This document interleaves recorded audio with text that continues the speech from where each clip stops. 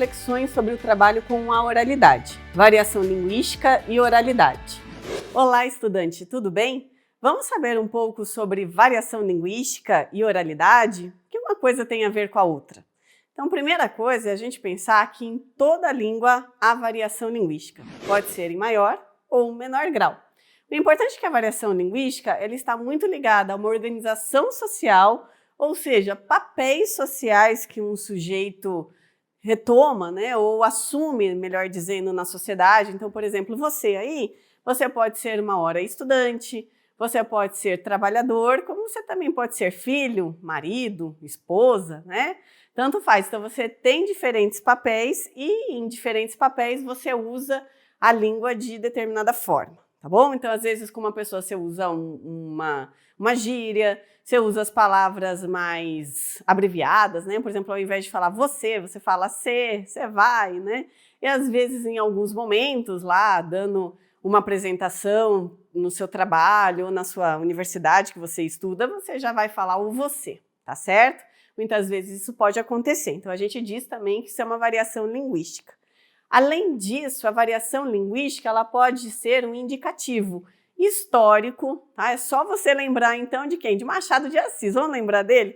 Então, quando ele falava lá, ele falava bem diferente do que a gente fala hoje. Ele utilizava palavras diferentes, ele falava de uma maneira muito mais rebuscada, Ao invés do que a gente ouve hoje em dia. Então, pode ser um indicativo histórico. Então, pensem vocês lendo ou ouvindo aquela fala do Machado de Assis. Você já ia retomar lá ao ano em que ele nasceu, em que ele foi muito bem aceito como escritor, E hoje em dia você já ia falar, opa, isso não faz parte aqui da forma como as pessoas utilizam, Isso não faz parte da sociedade em que eu vivo hoje, Então é um indicativo histórico. Também pode ser um indicativo regional, Então a gente pode pensar, na Bahia se usa a língua portuguesa diferentemente de como se utiliza no Rio Grande do Sul e até mesmo no Rio de Janeiro, tá? Então a gente vai pensar aí esse indicativo histórico, cultural, que é levado a diferentes grupos regionais e também o que? Social, Então por muito tempo a educação, ou seja, o uso da língua portuguesa também era considerado que pessoas mais ricas falavam certo e dominavam a norma culta, E pessoas mais desprovidas financeiramente já utilizavam a língua portuguesa de uma forma diferente. Então, isso vem dessa história, que existe na variação linguística. Hoje em dia, isso também já se tornou um mito, ainda bem, Já se tornou mito, já não pensamos mais dessa forma. Mas a variação linguística, ela sempre é manifestada, então, dentro dessa cultura, dentro desse regionalismo, ou dentro dessa parte histórica, ela é caracterizada, melhor dizendo, pelo sotaque, Então, é só você lembrar, ou se você aí de uma região norte ou da região nordeste, lembrem lá desse sotaque. E lembrem também da fala de uma região sul. Elas são diferentes, Então elas têm sotaques diferentes, assim como também o vocabulário, Então às vezes o baiano ele fala ó gente, e o gaúcho ele fala bah, trilegal, Então é um vocabulário específico para aquela região e que mostra uma manifestação cultural ali de variação linguística, tá bom? E também a sintaxe, Então, muitas vezes, as pessoas elas usam uma organização linguística característica daquele local. Vamos supor, em Curitiba, é muito comum as pessoas falarem alguma coisa e dizer o daí no final, diferente do paulistano, que vai usar o daí no início de uma construção de uma frase. Então, ele vai falar, por exemplo, o paulistano vai falar, daí eu fui lá na casa da minha amiga, E às vezes o curitibano vai falar, eu fui na casa da minha amiga, daí, Então, é uma característica da região. Assim como a Bahia, assim como o gaúcho, assim como qualquer outro estado brasileiro também vai ter suas características, tá certo? Bom, uma autora, Bortoni Ricardo, ela diz o seguinte, no Brasil, a variação está ligada à estratificação social e à dicotomia rural-urbana. Pode-se dizer que o principal fator de variação linguística no Brasil é a secular má distribuição de bens materiais e o consequente acesso restrito da população pobre aos bens da cultura dominante. Então, isso aqui retoma mais uma vez aquilo que eu já falei para vocês, né? Que na história do uso da língua era considerado de bem, ou a pessoa é importante porque ela usa e domina a norma culta, e o contrário seria também desconsiderado, né? Então, a Bortoni Ricardo, ela diz isso, essa variação ela está ligada à estratificação social. Quando a gente diz da variação linguística, ela foi originada aí, né? Nessa dicotomia entre os ricos usam a língua portuguesa nobre, né? Que era aquela sintaxe perfeita, as normas, né, gerais da língua portuguesa, e a classe menos favorecida já não usaria totalmente essa linguagem, essa língua dessa forma, né, toda rebuscada. Não, ela utilizaria de qualquer jeito, ela falaria, por exemplo, com problemas de concordância verbal, concordância nominal, né?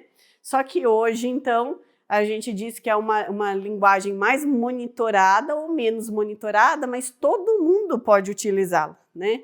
Então, uma mesma pessoa, ela pode utilizar uma linguagem mais monitorada, ou seja, mais ligada, mais voltada às normas cultas, ou melhor, a norma culta da língua portuguesa, em determinadas situações em que ela vive, né? Ou seja, de acordo com os papéis sociais. Então, você aí no seu serviço, você pode usar a norma culta quando você está lá no seu serviço. Mas você também pode utilizar uma linguagem menos monitorada, ou seja, uma variação linguística dessa mesma língua que você usa, quando você está na sua casa, tá? Isso já não tem mais a ver com a estratificação social, ou melhor dizendo, a gente deve diminuir cada vez mais essa ideia, né? E derrubá-la aí para que ela vire realmente um mito, principalmente pelo ensino da língua portuguesa, certo? Bom, sobre o ensino, então, da variação linguística, que a gente vê que é o ponto principal desse tema, né? A forma de ensino para que isso também caia aí por mito, como eu disse, o importante é a gente mostrar que não há o estigma da fala correta. Então, hoje a gente não fala mais, a fala está correta ou incorreta, né? É o ba que é correto ou é o axente que é correto? Isso não existe. Não é correto ou incorreto, a gente vai considerar que são apenas diferentes, tudo bem?